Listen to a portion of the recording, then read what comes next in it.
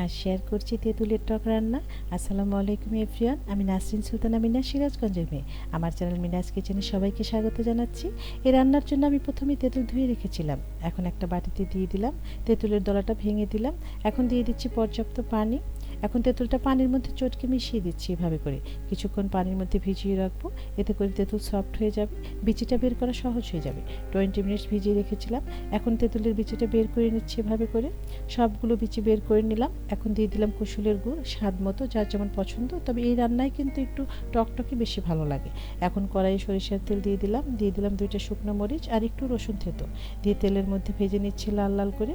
এখন দিয়ে দিচ্ছি তেঁতুলের টক, একটা খুন্তি দিয়ে সুন্দরভাবে মিশিয়ে দিচ্ছি। শুধু গুড় আর একটু লবণ হচ্ছে এর উপকরণ, নেড়ে মিশিয়ে দিলাম। হাই হিটে রান্না করছি। তেঁতুলের টক ফুটতে শুরু করেছে। এই রান্নাটা এতটা সহজ, খেতে কিন্তু অনেক মজা। অনেক সময় এমন হয় মুখে রুচি থাকে না, এই তেঁতুলের টক রান্না কিন্তু মুখে রুচি ফিরিয়ে আনে। তাছাড়া ঠান্ডা লাগলে কিন্তু তেঁতুলের টকের জবাব নেই। আর প্রেশারের রোগীর তো কথাই নেই, অনেক বেশি উপকার হয় সামান্য উপকরণ দিয়ে রান্না। এই যে হয়ে গিয়েছে আমার তেঁতুলের টক রান্না। এখন একটা সার্ভিং বলে ঢেলে দিচ্ছি এভাবে করে।